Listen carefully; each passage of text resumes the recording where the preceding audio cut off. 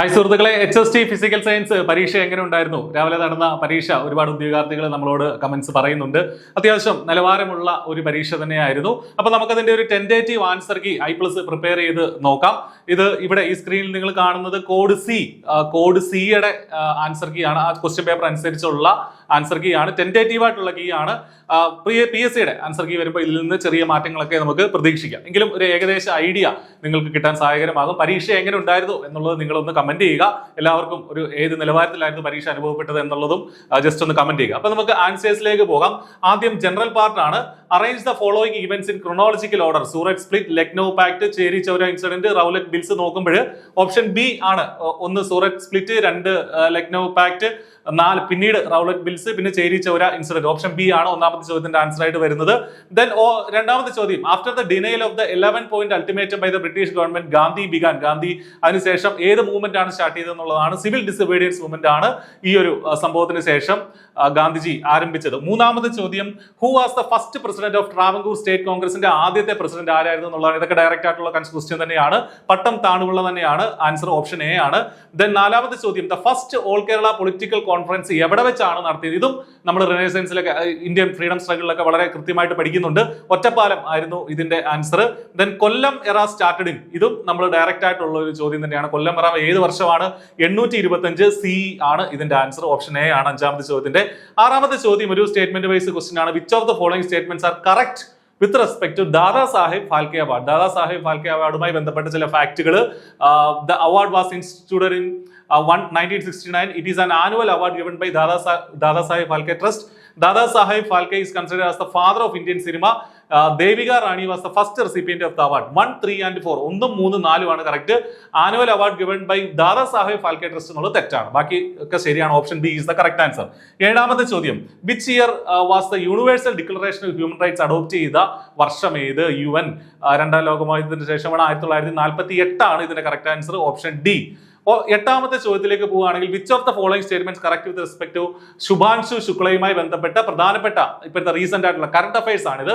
അതിന്റെ എന്തൊക്കെയാണ് കറക്റ്റ് ആയിട്ടുള്ള fact? He is the first Indian to visit the international space Station. അപ്പോൾ വളരെ റീസെന്റ് ആയിട്ടുള്ള കറന്റ് അഫയേഴ്സ് വരെ ചോദിച്ചിട്ടുണ്ട് എന്നുള്ള കാര്യം നമ്മൾ മനസ്സിലാക്കുക.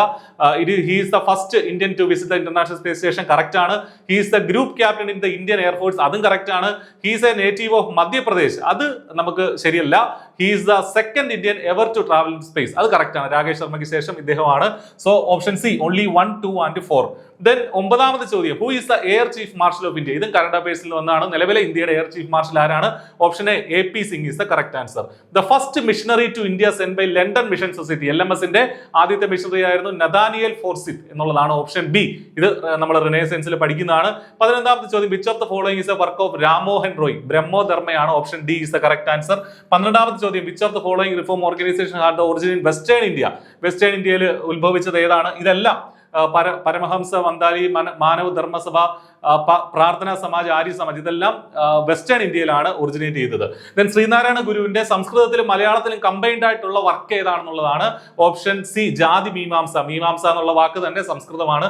13, ഓപ്ഷൻ സി. 14ാമത്തെ ചോദ്യം, which of the following statements are not correct with respect to അയ്യങ്കാളിയുമായി ബന്ധപ്പെട്ട് കറക്റ്റ് അല്ലാത്തത് ഏത്? ദ വില്ലുവണ്ടി സമരം വാസ് ഇൻ 1907. നോട്ട് കറക്റ്റ് ആണ് കേട്ടോ. നോട്ട് കറക്റ്റ് എന്നുള്ളത് ശ്രദ്ധിക്കുക. The Sadhujana Paripalana Yogam was founded in 1893. Then in 1915 he was involved in the Kallumala and Irumpuvala agitation. Ayyankali was not a supporter of Sreenarayana Guru Brahmavidya. അപ്പോൾ ഓപ്ഷൻ 1 and 2 ആണ് ഇതിന്റെ കറക്റ്റ് അല്ലാത്ത statement. Option C is the correct answer. 15ാമത്തെ ചോദ്യം, മാച്ച് ദ ഫോളോയിങ് ആണ്. ഓരോ Indian റിനൈസൻസുമായി ബന്ധപ്പെട്ട് കുറച്ച് കൺഫ്യൂസിംഗ് ആണെങ്കിൽ പോലും ഇത് കൃത്യമായിട്ട് പഠിച്ചവർക്ക് പെട്ടെന്ന് ഉത്തരം പറയാൻ പറ്റും. നാഷണൽ ഇന്ത്യൻ അസോസിയേഷൻ എന്ന് പറയുന്നത് മേരി കാർപ്പൻറ്റർ ആണ്. ഇന്ത്യൻ സൊസൈറ്റി എന്ന് പറയുന്നത് ആനന്ദമോഹൻ ബോസ് ആണ്. ഈസ്റ്റ് ഇന്ത്യൻ അസോസിയേഷൻ നമുക്കറിയാം ദാദാഭായ് നവറോജി ആണ്. ഇന്ത്യൻ ലീഗ് തുടങ്ങിയത് Sisir Kumar Ghosh. Option A is the correct answer. 16ാമത്തെ ചോദ്യം, teacher records recurring difficulties faced by the students in understanding a topic and implements small changes in strategy. Which professional practice does this represent? ഏതാണെന്ന് ചോദിച്ചാൽ action research ആണ് ഇവിടെ തന്നിരിക്കുന്നത്. Option B. 17ാമത്തെ ചോദ്യം, a teacher includes role play, music, drawing and group work in single session. What is this approach primarily based on? Gardner's theory of multiple ഇന്റലിജൻസിനെ അടിസ്ഥാനമാക്കിയാണ് ഈ പറഞ്ഞ മ്യൂസിക്കും ഡ്രോയിങ്ങും ഗ്രൂപ്പ് വർക്കും ഒക്കെ ഒരു സെഷനിൽ വരുന്നത്. Then how does the historical evolution of subject influence is modern curriculum reference? പെഡഗോജിയുമായി it option C it provides a foundation for understanding the subjects current significance and teaching strategy. ഒരു സബ്ജക്റ്റിന്റെ ഹിസ്റ്ററി എന്തുകൊണ്ട് include ചെയ്യുന്നു എന്നുള്ളതാണ്. 19ാമത് ചോദ്യം, what is the major objective of curriculum reforms like NCF-ന്റെ KCF-ന്റെ ഉദ്ദേശം എന്താണ്? Option B to align education with learner needs and 21st century skills എന്നുള്ളതാണ് അപ്രോപ്രിയേറ്റ് ഉള്ള ആൻസർ. ലാസ്റ്റ് ക്വസ്റ്റ്യൻ ജനറൽ പാർട്ടിൽ നിന്നുള്ളത്, which of the following is the evolving role of a teacher in today's education system? Content deliver, strict evaluator, reflective practitioner. അതാണ് correct. Option C reflective practitioner. അപ്പൊ 20 ചോദ്യങ്ങൾ general പാർട്ടിൽ അത്യാവശ്യം നിലവാരം പുലർത്തിയാണ്. പക്ഷേ എങ്കിൽ സിമ്പിൾ ആയിട്ടുള്ള ഡയറക്റ്റ് ആയിട്ടുള്ള ക്വസ്റ്റ്യൻസ് ഉണ്ടായിരുന്നു, നമുക്ക് സ്കോർ ചെയ്യാൻ പറ്റിയ രീതിയിലാണ്. 21 മുതൽ ഫിസിക്സ് ആണ്. ഫിസിക്സിൽ നിന്ന് കുറച്ച് സ്റ്റേറ്റ്മെന്റ് ബേസ്ഡ് ക്വസ്റ്റ്യൻസ് ഒക്കെ ഉണ്ട്. 100 മീറ്റർ നീളമുള്ള ഒരു ഭാവി ബഹിരാകാശ കപ്പൽ 0.6 c വേഗതയിൽ ഭൂമിയിൽ നിന്ന് പോകുന്നു. കപ്പലിനുള്ളിൽ ഇരിക്കുന്ന കമാൻഡർ ലൈറ കപ്പലിന്റെ നീളം 100 മീറ്റർ എന്ന് അളക്കുന്നു. അതേസമയം ഭൂമിയിലെ നിരീക്ഷണത്തിൽ ഇരിക്കുന്ന ഡോക്ടർ റേ കപ്പലിന്റെ നീളം എത്രയായിട്ട് അളക്കും എന്നുള്ളതാണ്. റേ ആരാണ്, ലൈറ ആരാണെന്ന് കുറച്ച് സമയം കളയുന്ന ഒരു ചോദ്യം തന്നെയായിരുന്നു. ഇതിന്റെ കറക്റ്റ് ആൻസർ ഇവിടെ നീളം കുറയും എന്നുള്ളതാണ്. Doctor ray option C doctor ray 100 മീറ്ററിൽ താഴെ അളക്കുന്നു. കാരണം അദ്ദേഹത്തിന്റെ ഫ്രെയിമിൽ കപ്പൽ ചലിക്കുകയും നീളം സങ്കോചത്തിന് വിധേയമാവുകയും ചെയ്യുന്നു എന്നുള്ളതാണ്. അതായത് ലെങ്ത് ഷ്രിങ്ക് ചെയ്യും. അദ്ദേഹത്തിന്റെ ഫ്രെയിം ഓഫ് റെഫറൻസ് നോക്കുമ്പോൾ ഈ പറഞ്ഞ കപ്പൽ മൂവ് ചെയ്യുന്നുണ്ട്. അതാണ് ഓപ്ഷൻ ഡി. നമ്മളെ തെറ്റിക്കാൻ സാധ്യതയുണ്ട്, പക്ഷേ ഓപ്ഷൻ സി ആണ് കറക്റ്റ് ആയിട്ടുള്ള ആൻസർ. ദെൻ 22ാമത് ചോദ്യം, ഒരു ബഹിരാകാശ പേടകം 0.8 c വേഗതയിൽ ഭൂമിയിലേക്ക് നേരിട്ട് നീങ്ങുന്നു. ഇവിടെ ഡോപ്ലർ എഫക്റ്റുമായി ബന്ധപ്പെട്ട ഒരു ചോദ്യമാണ്. ഓപ്ഷൻ ബി 2.2 × 10⁹ ഹെഡ്സ് ആണ് ഇതിന്റെ ആൻസർ ആയിട്ട് വരിക. 23ാമത് ചോദ്യം, 2 മീറ്റർ നീളവും 1 × 10⁻⁶ മീറ്റർ സ്ക്വയർ ക്രോസ് സെക്ഷണൽ ഏരിയയും ഉള്ള ഒരു വയർ യങ്സ് മോഡുലസ് ഒക്കെ തന്നിട്ടുണ്ട്.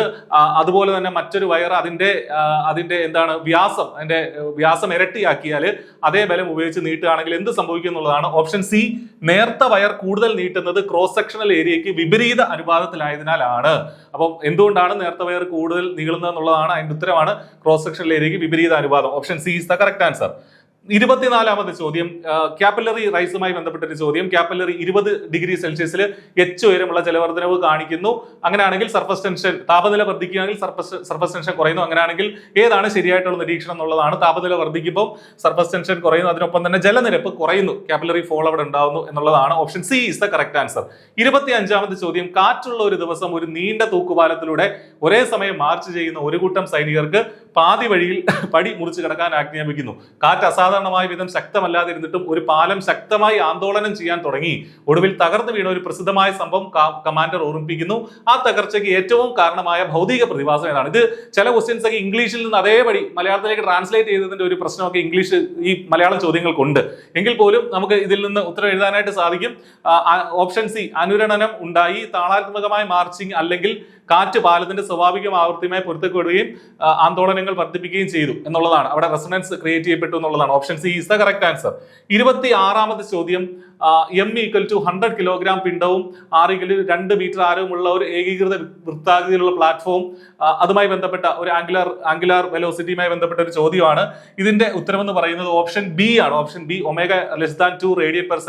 കാരണം കോണീയ ആക്കം ആംഗുലാർ മൊമെന്റം സംരക്ഷിക്കപ്പെടുകയും ജഡത്വ നിമിഷം വർദ്ധിക്കുകയും ചെയ്യുന്നു എന്നുള്ളതാണ് ഇതിന്റെ കറക്റ്റ് ആയിട്ടുള്ള ആൻസർ. 30ാമത്തെ ചോദ്യത്തിലേക്ക് പോവുകയാണെങ്കിൽ, 30 കിലോഗ്രാം ഭാരമുള്ള ഒരു സ്ലൈഡ് ഏകദേശം ഘർഷണ ശൂന്യമായ സമതലമുള്ള ഐസിന്റെ ഉപരിതലത്തിൽ എന്നുള്ള ഒരു ചോദ്യമാണ്, ഒരു പ്രോബ്ലം ആണ്. അപ്പോൾ ഇതിന്റെ ആൻസർ ശരിക്കും ഇതിനകത്ത് കാണുന്നില്ല. 27ാമത്തെ ചോദ്യത്തിന്റെ ആൻസർ ഇതിൽ കറക്റ്റ് ആയിട്ട് വന്നിട്ടില്ല. അതുകൊണ്ട് ഇത് ക്യാൻസൽ ചെയ്യാനുള്ള സാധ്യതയുണ്ട്. 28ാമത്തെ ചോദ്യം, ഇത്രയും ഏതാണ്ട് ഒരു 7 ചോദ്യങ്ങളോളം 27 ചോദ്യങ്ങളോളം സ്റ്റേറ്റ്മെന്റ് വൈസ് ആയിട്ട് ഇത്തിരി സമയം കളയുന്ന ഒരു ചോദ്യം തന്നെയായിരുന്നു ഫിസിക്സിൽ ഉണ്ടായിരുന്നത്. പക്ഷെ അതിനുശേഷമുള്ളത് ഏതാണ്ടൊക്കെ ഡയറക്റ്റ് ക്വസ്റ്റ്യൻസ് തന്നെയാണ്. ഒരേ പിണ്ഡവും ഒരേ ആരവുമുള്ള ഡിസ്കും ഒരേ വളയവും അവയുടെ അച്ചുതണ്ടിന് ചുറ്റും കറങ്ങുന്നു. അപ്പോൾ എന്ത് സംഭവിക്കും എന്നുള്ളതാണ്. ഡിസ്കിന്റെ കോണീയ പ്രവേഗം. ഈ പറഞ്ഞിരിക്കുന്ന ഒന്നും ഇതിന്റെ ആൻസർ അല്ല. 28ാമത്തെ answer none of the above ആണ്. Option D is the correct answer. Then 29ാമത്തെ ചോദ്യം, 0.5 കിലോഗ്രാം പിണ്ഡമുള്ള ഒരു ബ്ലോക്ക് K = 200 Nm/m എന്ന സ്ഥിരാങ്കമുള്ള ഒരു സ്പ്രിംഗിൽ ഘടിപ്പിച്ച് കർശനമായ ഒരു തിരശ്ശീല പ്രതലത്തിൽ സ്ഥാപിക്കുന്നു എന്നുള്ള ഇതും ഒരു പ്രോബ്ലമാറ്റിക് ക്വസ്റ്റ്യൻ തന്നെയാണ്. 29ാമത്തെ ചോദ്യത്തിന്റെ ആൻസർ വരുന്നത് 0.31 സെക്കൻഡ് എന്നുള്ളതാണ്. 0.31 സെക്കൻഡ് എന്നുള്ളതാണ്. അപ്പൊ ഈ 9 ചോദ്യങ്ങളും ഞാൻ നേരത്തെ പറഞ്ഞതിന് പുറമെ ഈ 2 ചോദ്യങ്ങളും അല്പം സമയം എടുക്കുന്ന ചോദ്യങ്ങളാണ്. അല്പം വ്യത്യസ്തമായ ആവൃത്തിയിലുള്ള 2 ശബ്ദ തരംഗങ്ങൾ F1 = 440 ഹെഡ്സ്, F2 = 445 ഹെഡ്സും ഒരേ സമയം പ്ലേ ചെയ്യപ്പെടുന്നു. 10 സെക്കൻഡിനുള്ളിൽ എത്ര ബീറ്റുകൾ കേൾക്കും? ഇതൊക്കെ ഡയറക്റ്റ് നമുക്ക് ഫോർമുല വെച്ച് ചെയ്തെടുക്കാവുന്നതാണ്. 40. Option C 40 is the correct answer. 30ാമത്തെ ചോദ്യത്തിന്റെ ആൻസർ ഓപ്ഷൻ സി 40 ആണ്. 31ാമത്തെ ചോദ്യം, 1 C എന്ന ചാർജിൽ ഏകദേശം എത്ര ഇലക്ട്രോണുകൾ ഉണ്ടാവും? ഓപ്ഷൻ എ 6 × 10⁸ എന്നുള്ളതാണ് കറക്റ്റ് ആയിട്ടുള്ള ഉത്തരം. ദെൻ ഡൈപോൾ മൊമെന്റിന്റെ ഡയമെൻഷൻ എളുപ്പമാണ്, LTA. Option C LTA. ഗതിശീലതയുടെ മൊബിലിറ്റിയുടെ SI unit എന്താണ്? ഓപ്ഷൻ സി m²/bs എന്നുള്ളതാണ് ഇതിന്റെ കറക്റ്റ് ആയിട്ടുള്ള ആൻസർ. 34ാമത്തെ ചോദ്യം, ഡയാമാഗ്നറ്റിക് പദാർത്ഥങ്ങൾക്ക് ഉദാഹരണം ഓപ്ഷൻ ബി CA ആണ് അവിടെ ഉത്തരമായിട്ട് വരിക. 35ാമത്തെ ചോദ്യം, L നീളമുള്ള ഒരു ലോഹദണ്ഡിനെ സമകാന്തിക മണ്ഡലം ബിക്ക് ലംബമായി B പ്രവേഗത്തിൽ ചലിപ്പിക്കുകയാണെങ്കിൽ ഇതിന്റെ രണ്ടറ്റങ്ങളിലും പ്രേരിതമാകുന്ന EMF എത്ര? BLV എന്നുള്ളതാണ് ഇക്വേഷൻ ആണ് ഓപ്ഷൻ ബി. 35ാമത്തെ ചോദ്യത്തിന്റെ ആൻസർ ഓപ്ഷൻ ബി BLV എന്നാണ്. 36ാമത്തെ ചോദ്യം, പ്രതിരോധം മാത്രമുള്ള സർക്യൂട്ടിന്റെ പവർ ഫാക്ടർ എത്ര? 1. റെസിസ്റ്റൻസ് മാത്രമുള്ള സർക്യൂട്ടിന്റെ power factor option D 1. 36 option D 1. 37ാമത്തെ ചോദ്യം, ഒരു റിവേഴ്സ് ബയാസ് സെനർ ഡയോഡിന്റെ ആന്തരിക ഫീൽഡ് ഡയമെൻഷന് ആവശ്യമായ വൈദ്യുത മണ്ഡലം ഏകദേശം -V/m ആണ്. ഈ പറഞ്ഞ 0.7 ഓപ്ഷൻ എ 0.7 ആണ് ഇതിന്റെ കറക്റ്റ് ആയിട്ടുള്ള ആൻസർ. 38ാമത്തെ ചോദ്യം, ഒരു ട്രാൻസിസ്റ്റർ അതിന്റെ ഡാഷ് ഭാഗത്ത് പ്രവർത്തിക്കുമ്പോൾ ആംപ്ലിഫയർ ആയി ഉപയോഗിക്കാം. ഓപ്ഷൻ ബി ആക്റ്റീവ് എന്നുള്ളതാണ് കറക്റ്റ് ആയിട്ടുള്ള ആൻസർ. 39ാമത്തെ ചോദ്യം, സാർവത്രിക ഗേറ്റുകളായി കരുതുന്ന ഗേറ്റ് ഏത്? നോർ. Option A NOR. 40ാമത്തെ ചോദ്യം, N തരം അർദ്ധചാലകങ്ങൾ ലഭിക്കാൻ ഉപയോഗിക്കുന്ന അവദ്രവ്യങ്ങൾ അപ്പോ സെമി കണ്ടക്ടറുമായി ബന്ധപ്പെട്ട് SB ആണ്. ഓപ്ഷൻ ഡി ആണ് ഇതിന്റെ കറക്റ്റ് ആയിട്ടുള്ള ആൻസർ 40ാമത്തെ ചോദ്യത്തിന്റെ. 41ാമത്തെ ചോദ്യം, താഴെ പറയുന്നതിൽ ടോട്ടൽ ഇന്റേണൽ റിഫ്ലക്ഷൻ ക്രിട്ടിക്കൽ കോണുമായി ബന്ധപ്പെട്ട് ശരിയായ പ്രസ്താവന, ആ ഒരു ഇക്വേഷൻ ഏതാണ്? ടോട്ടൽ ഇന്റേണൽ റിഫ്ലക്ഷനുമായി ബന്ധപ്പെട്ട ഇക്വേഷൻ ഏതാണെന്നുള്ളതാണ് option A sin C = μr/μd എന്നുള്ളതാണ് കറക്റ്റ് ആയിട്ടുള്ള ആൻസർ. ദെൻ റിവേഴ്സിബിൾ അഡയബാറ്റിക് പ്രോസസ്സിൽ എൻട്രോപ്പിക്ക് എന്താണ് സംഭവിക്കുന്നത്? അവിടെ എൻട്രോപ്പി ചേഞ്ച് ഇല്ല. ഓപ്ഷൻ സി എൻട്രോപ്പിക്ക് മാറ്റം സംഭവിക്കുന്നില്ല എന്നുള്ളതാണ്. 42. 43ാമത്തെ ചോദ്യം, ലേസർ നിർമ്മാണത്തിൽ ഉപയോഗിക്കുന്ന ഗെയിൻ മാധ്യമവുമായി ബന്ധപ്പെട്ട ശരിയായ പ്രസ്താവന ഏതാണ്? ഓപ്ഷൻ ഡി ഖരവസ്തുക്കളും ദ്രാവക വസ്തുക്കളും വാതക വസ്തുക്കളും ഉപയോഗിക്കാം ലേസർ നിർമ്മാണവുമായി ബന്ധപ്പെട്ട്. 44ാമത്തെ ചോദ്യം, പ്രകാശം ബ്രൂസ്റ്റേഴ്സ് ആംഗിൾ ഒരു സുതാര്യ വസ്തുവിൽ വന്ന് പതിക്കുമ്പോൾ എന്താണ് സംഭവിക്കുന്നത്? റിഫ്ലക്ടർ റേ പൂർണ്ണമായും പോളറൈസ് ചെയ്യപ്പെടുന്നു ബ്രൂസ്റ്റേഴ്സ് ആംഗിളിൽ വന്ന് പതിക്കുമ്പോൾ. ഓപ്ഷൻ എ ആണ് 44ാമത്തെ ചോദ്യം.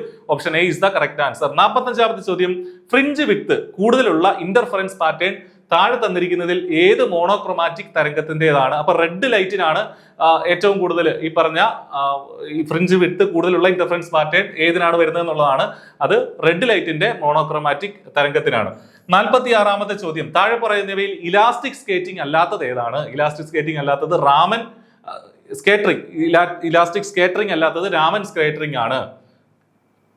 താഴെ തന്നിരിക്കുന്ന റിഫ്രാക്റ്റീവ് ഇൻഡെക്സ് ഉള്ള മാധ്യമങ്ങളിൽ പ്രകാശവും ഏറ്റവും കൂടുതൽ വേഗതയിൽ സഞ്ചരിക്കുന്നത് ഏതാണ്? ഏത് റിഫ്രാക്റ്റീവ് ഇൻഡെക്സ് വരുമ്പോഴാണ് 1.3 അല്ലെ? 1.3 ഏറ്റവും കുറഞ്ഞ റിഫ്രാക്റ്റീവ് ഇൻഡെക്സ്. 47 option A.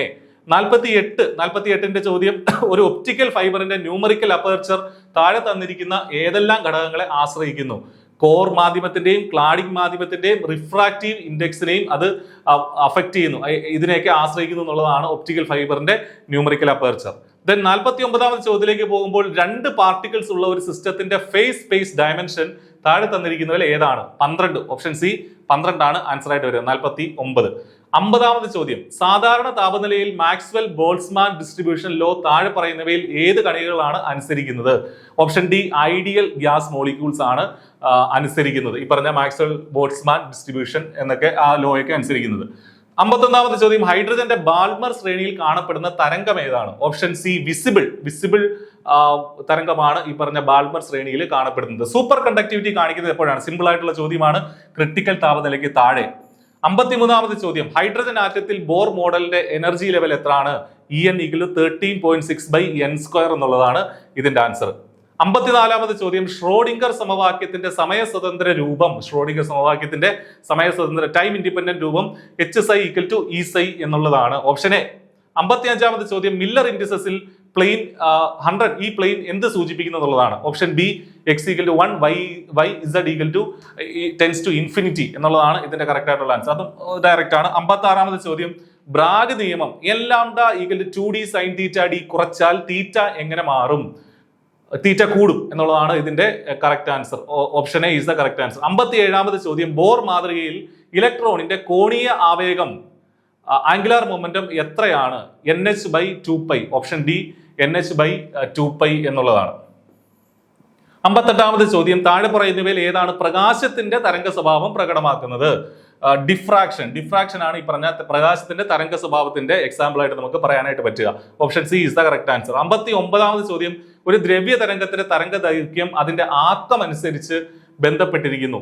അത് തമ്മിലുള്ള ദ്രവ്യ തരംഗത്തിന്റെ തരംഗ ദൈർഘ്യവും ആക്കവും തമ്മിലുള്ള റിലേഷൻ ഓപ്ഷൻ ബി λ/h/p എന്നുള്ളതാണ് കറക്റ്റ് ആയിട്ടുള്ള ആൻസർ. 60ാമത് ചോദ്യം, ഫിസിക്സിലെ ലാസ്റ്റ് ചോദ്യം, വെക്ടർ ആറ്റം മാതൃക ഇനി പറയുന്ന ആശയത്തെ അടിസ്ഥാനമാക്കിയുള്ളതാണ്. ഏത് ആശയമാണെന്നുള്ളത് ഓപ്ഷൻ സി, ഒരു ഇലക്ട്രോണിന്റെ കോണീയ ആക്കം ആംഗുലാർ മൊമെന്റം വ്യാപ്തിയും ദിശയും കണക്കിലെടുത്താണ് കണക്കാക്കുന്നത്. അതാണ് ഇതിന്റെ വെക്ടർ ആറ്റം മോഡലിന്റെ ബേസ് എന്ന് പറയുന്നത്. Option C is the correct answer. 60ാമത്തെ ചോദ്യം. 61ാമത്തെ ചോദ്യം മുതൽ നമുക്കറിയാം കെമിസ്ട്രിയാണ്. കെമിസ്ട്രിയിൽ ഈ പറഞ്ഞ പോലെ വലിയ സ്റ്റേറ്റ്മെന്റ് വൈസ് ആയിട്ടുള്ള ചോദ്യങ്ങൾ വളരെ റെയർ ആണ്. കുറച്ചും കൂടെ ഡയറക്റ്റ് ആയിട്ടുള്ള ആൻസേഴ്സ് ആണ് കെമിസ്ട്രിയിൽ വന്നിട്ടുണ്ടായിരുന്നത്. റൗൾട്ടിന്റെ നിയമത്തിൽ നിന്നുള്ള നെഗറ്റീവ് വ്യതിയാനത്തിന് ഉദാഹരണം ഏതാണ്? എത്തനോൾ പ്ലസ് ക്ലോറോഫോം ആണ് ഇതിന്റെ ആൻസർ വരിക. ഞാൻ താഴെ കൊടുത്തിരിക്കുന്നവയിൽ കോമൺ അയോൺ പ്രഭാവം കാണിക്കുന്ന ജോഡി ഏതാണ്? NH4OH, NH4Cl. Option A is the correct answer. 63ാമത്തെ ചോദ്യം, തിൻ ലെയർ ക്രൊമാറ്റോഗ്രഫി TLC പ്ലേറ്റിൽ സ്റ്റേഷനറി ഫേസ് ആയി സാധാരണ എന്താണ് ഉപയോഗിക്കുന്നത്? സിലിക്ക ജെല്ലാണ് തിൻ ലെയർ ക്രൊമാറ്റോഗ്രഫിയിൽ സ്റ്റേഷനറി ഫേസ് ആയിട്ട് ഉപയോഗിക്കാറുള്ളത്. സിയോലൈറ്റിന്റെ രാസസൂത്രവാക്യം Na6Al6Si6O24 2H2O എന്നുള്ളതാണ് സിയോലൈറ്റിന്റെ കെമിക്കൽ ഫോർമുല എന്ന് പറയുന്നത്. 65ാമത്തെ ചോദ്യം, ജലമലിനീകരണത്തിന്റെ നോൺ പോയിന്റ് സോഴ്സ് ഇവയിൽ ഏതാണ്? കാർഷിക നീരൊഴുക്കാണ് നോൺ പോയിന്റ് സോഴ്സ് എന്ന് പറയുന്നത്, വാട്ടർ പൊല്യൂഷന്റെ. 66ാമത്തെ ചോദ്യം, താഴെ കൊടുത്തിട്ടുള്ളവയിൽ ഹരിതഗ്രഹ വാതകം അല്ലാത്തത് ഏത്? Carbon dioxide, ozone, methane, nitrogen എന്നുള്ളതാണ് കറക്റ്റ് ആയിട്ടുള്ള ഒരു ആൻസർ ആയിട്ട് വരുന്നത്. 67ാമത്തെ ചോദ്യം, താഴെ പറയുന്നവയിൽ ഏതാണ് ഒരു ഓർബിറ്റലിന്റെ ക്വാണ്ടം നമ്പേഴ്സ്? ഓർബിറ്റലിന്റെ ക്വാണ്ടം നമ്പേഴ്സ് ഈ തന്നിരിക്കുന്നതിൽ നമുക്ക് n=3, l=1, m=-1 എന്നുള്ള ഓപ്ഷൻ ബി ആണ് കറക്റ്റ് ആയിട്ട് വരിക. 68ാമത്തെ ചോദ്യം, ന്യൂക്ലിയർ മാഗ്നറ്റിക് റെസൊണൻസിന്റെ വൈദ്യുത കാന്തിക സ്പെക്ട്രത്തിന്റെ മേഖല ഡാഷ് ഫ്രീക്വൻസിയിലാണെന്നുള്ളതാണ്. അത് റേഡിയോ ഫ്രീക്വൻസിയിലാണ് ഈ പറഞ്ഞ NMR സ്പെക്ട്രത്തിന്റെ മേഖല വരുന്നത്. ദെൻ 69ാമത്തെ ചോദ്യം, താഴെ പറയുന്നവയിൽ ഏത് സമമിതി മൂലകമാണ്, സിമെട്രി എലമെന്റ് ആണ് എല്ലാ വസ്തുക്കളിലും കാണപ്പെടുന്നത്? എല്ലാ വസ്തുക്കളിലും കാണുന്ന സിമെട്രി എലമെന്റ് ഓപ്ഷൻ സി ആണ് കറക്റ്റ് ആൻസർ. 70ാമത്തെ ചോദ്യം, ഒരു അയോണിന്റെ സ്ഥാനചലനം മൂലം ഉണ്ടാകുന്ന വൈകല്യം എന്താണ്? ഓപ്ഷൻ ബി ഫ്രെങ്കൽ ഡിഫക്റ്റ് ആണ് അതിന്റെ ആൻസർ ആയിട്ട് വരിക, ഒരു അയോണിന്റെ സ്ഥാനചലനം മൂലം. 71ാമത്തെ ചോദ്യം, XeFi2- ശരിയായ ഘടനാരൂപം ഏത്? ഘടനാരൂപമാണ് ഓപ്ഷൻ സി സ്ക്വയർ ആന്റിപ്രിസം ആണ് അതിന്റെ കറക്റ്റ് ആൻസർ വരുന്നത്. ഓപ്ഷൻ സി ആണ് സ്ക്വയർ ആന്റിപ്രിസം. 72ാമത്തെ ചോദ്യം, താഴെ തന്നിട്ടുള്ളവയിൽ ഏത് ലോഹമാണ് സ്വയം നിരോക്സീകരണം സെൽഫ് റിഡക്ഷൻ വഴി വേർതിരിച്ചെടുക്കുന്നത്? ചെമ്പാണ്, കോപ്പറാണ് സെൽഫ് റിഡക്ഷൻ വഴി വേർതിരിച്ചെടുക്കുന്നത്. 73ാമത്തെ ചോദ്യം, താഴെ തന്നിരിക്കുന്നവയിൽ ക്വാണ്ടം നമ്പറുകളുടെ സാധ്യമല്ലാത്ത സെറ്റ് ഏതാണ്? ക്വാണ്ടം നമ്പർ ആയിട്ട് പോസിബിൾ അല്ലാത്ത സെറ്റ് ഏതാണ്? Option B n=4, l=0, mi=-1 എന്നുള്ളതാണ് അതിന്റെ പോസിബിൾ അല്ലാത്ത കോമ്പിനേഷൻ എന്ന് പറയുന്നത്. 74ാമത്തെ ചോദ്യം, CuCOX+ എന്ന കോംപ്ലക്സ് അയോണിൽ എക്സിന്റെ വില എത്രയാകുമ്പോഴാണ് 18 ഇലക്ട്രോൺ നിയമം പാലിക്കപ്പെടുന്നത്? ഈ പറഞ്ഞ ഇലക്ട്രോൺ നിയമം പാലിക്കപ്പെടുന്നത് ഓപ്ഷൻ സി 4 ആകുമ്പോഴാണ്. എക്സിന്റെ വില 4 ആകുമ്പോഴാണ്, ഇവിടെ 4 വരുമ്പോഴാണ് ഈ നിയമം പാലിക്കപ്പെടുന്നത്. 75ാമത്തെ ചോദ്യം, ഒരു റേഡിയോ ആക്റ്റീവ് മൂലകത്തിന് 23 മിനിറ്റ് കൊണ്ട് 90% നാശം സംഭവിക്കുന്നുവെങ്കിൽ ആ മൂലകത്തിന്റെ ഹാഫ് ലൈഫ് പീരീഡ് എത്ര? അത് ഇക്വേഷൻ വെച്ചിട്ട് നമുക്ക് കണ്ടുപിടിക്കാൻ 6.93 ആണ് ആൻസർ വരുന്നത്. 76ാമത്തെ ചോദ്യം, C14O14 എന്നീ റേഡിയോ ആക്റ്റീവ് ഐസോടോപ്പുകൾ ഏതൊക്കെ റേഡിയേഷനുകൾ ഉത്സർജിച്ചാണ് സ്ഥിരത കൈവരിക്കുന്നത്? ഓപ്ഷൻ എ ബീറ്റ റേഡിയേഷൻ കളഞ്ഞിട്ടാണ് ഈ റേഡിയോ ആക്റ്റീവ് ഐസോടോപ്പുകൾ സ്ഥിരത കൈവരിക്കുന്നത്. 77ാമത്തെ ചോദ്യം, സ്ക്വയർ പ്ലാനാർ കോംപ്ലക്സുകളിലെ ഡി ഓർബിറ്റലുകളുടെ ഊർജ്ജ നിലകളുടെ അടിസ്ഥാനത്തിലുള്ള ശരിയായ ക്രമം എന്നുള്ളതാണ്. ഓപ്ഷൻ ബി ആണ് ഇവിടെ കറക്റ്റ് ആയിട്ടുള്ള ആൻസർ വരുന്നത്. 77ന്റെ option B is the correct answer.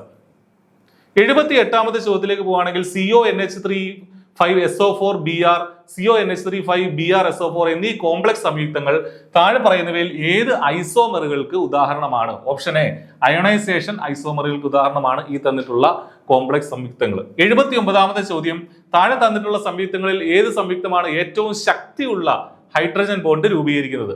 Option A HF ആണ് ഇതിന്റെ കറക്റ്റ് ആയിട്ടുള്ള ആൻസർ.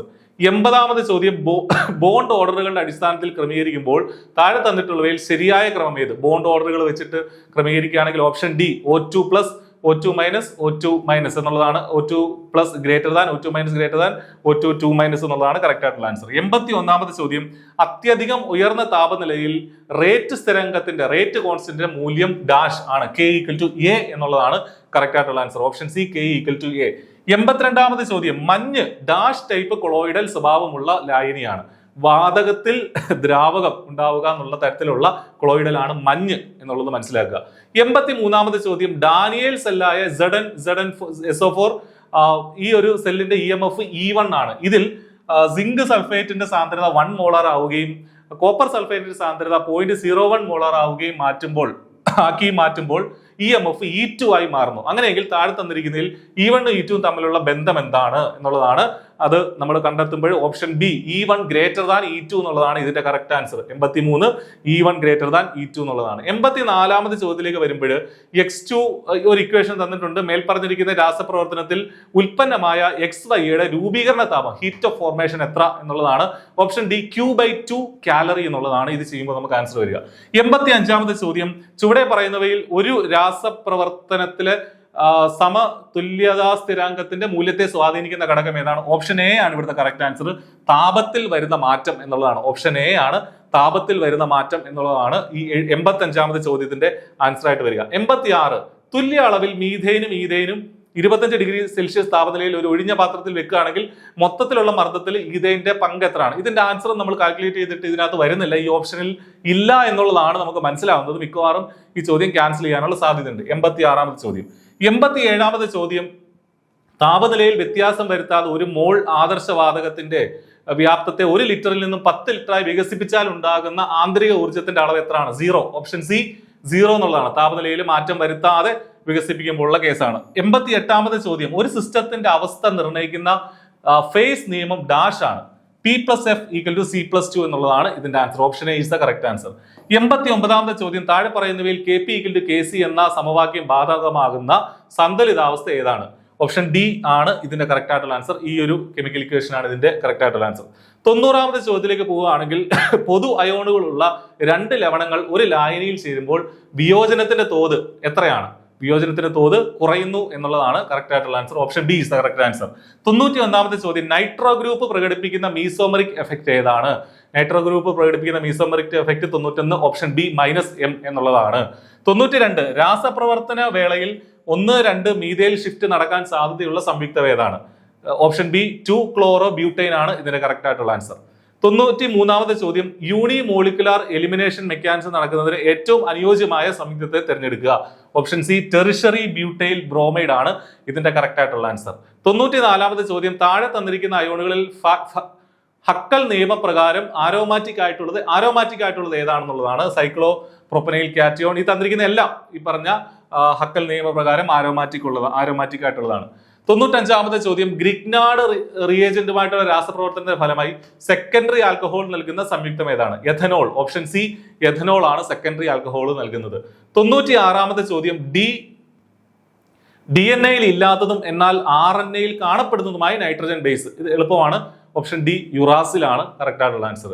97ാമത്തെ ചോദ്യം, ബെൻസീന്റെ ഘടന വ്യക്തമാക്കുന്ന പ്രസ്താവന ഏത്? ഓപ്ഷൻ സി എല്ലാ കാർബൺ ആറ്റങ്ങളും sp2 ഹൈബ്രിഡൈസേഷനിലൂടെ ഡീലോക്കലൈസ്ഡ് പൈ ഇലക്ട്രോണുകളുള്ള ഒരു പ്ലാനാർ ഷഡ്ഭുജ രൂപപ്പെടുത്തുന്നു എന്നുള്ളതാണ് ബെൻസീന്റെ ഘടനയെ വ്യക്തമാക്കുന്ന സ്റ്റേറ്റ്മെന്റ്. 98ാമത്തെ ചോദ്യം, ചുവടെ കാണുന്നവയിൽ ജോമെട്രിക് ഐസോമെട്രിസം പ്രകടമാകുന്ന സംയുക്തം ഏതാണ്? But2ene എന്നുള്ളതാണ്. Option C is the correct answer. താഴെ തന്നിരിക്കുന്നവയിൽ നിന്നും ഡയാസ്റ്റീരിയോമെറുകളുടെ ജോഡിയെ തിരഞ്ഞെടുക്കുക.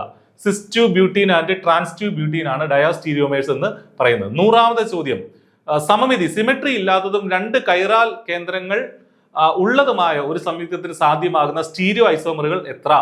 4. ഓപ്ഷൻ എ 4 ആണ് കറക്റ്റ് ആയിട്ട് ആൻസർ. അപ്പൊ 100 ചോദ്യങ്ങളും നമ്മൾ ഡിസ്കസ് ചെയ്തു. അത് C code question paper code C വെച്ചിട്ടാണ്. ചെറിയ മിസ്റ്റേക്കുകൾ ഇതിൽ ഉണ്ടാവുക. നമ്മൾ പെട്ടെന്ന് തന്നെ ക്രിയേറ്റ് ചെയ്ത ഒരു ആൻസർ കീ ആണ്. എങ്കിലും അത്യാവശ്യം നിലവാരം പുലർത്തിയ ഒരു പരീക്ഷ തന്നെയാണ്. അപ്പൊ നിങ്ങളുടെ പരീക്ഷയുടെ സ്വഭാവം എങ്ങനെ ഉണ്ടായിരുന്നു മനസ്സിലാക്കുക. അപ്പോൾ ഇത് വെച്ചിട്ട് നിങ്ങൾക്ക് എത്ര മാർക്ക് കിട്ടി എന്നുള്ളത് കാൽക്കുലേറ്റ് ചെയ്യുക. എന്താണെങ്കിലും മാർക്ക് നമുക്ക് ഒരു നല്ല മാർക്ക് കിട്ടിയാലും അത്ര പെർഫോം ചെയ്യാൻ സാധിച്ചില്ലെങ്കിലും നമ്മൾ 1-2 ദിവസം, കുറേ നാളുകളായിട്ട് നിങ്ങൾ ഈ പരീക്ഷയ്ക്ക് വേണ്ടി പഠിക്കുകയാണ്, 1-2 ദിവസം ഇതൊന്ന് റിഫ്ലക്ട് ചെയ്ത ശേഷം വീണ്ടും പഠനം പുനരാരംഭിക്കുക. അടുത്ത HSSTക്ക് വേണ്ടിയിട്ട് കെമിസ്ട്രി ആണെങ്കിലും ഫിസിക്സ് ആണെങ്കിലും മറ്റ് പരീക്ഷകളൊക്കെ ആണെങ്കിലും ഇപ്പോൾ ഫിംഗർ പ്രിന്റ് റിസർച്ചറൊക്കെ ആണെങ്കിലും അതിന് വേണ്ടിയിട്ട് നിങ്ങളുടെ പഠനം തുടർന്നുകൊണ്ടേ ഇരിക്കുക എന്നുള്ളതാണ് ചെയ്യേണ്ടത്. അപ്പോൾ എല്ലാവർക്കും ഒരിക്കൽ കൂടി ആശംസകൾ നേരുന്നു. All the best. Thank you.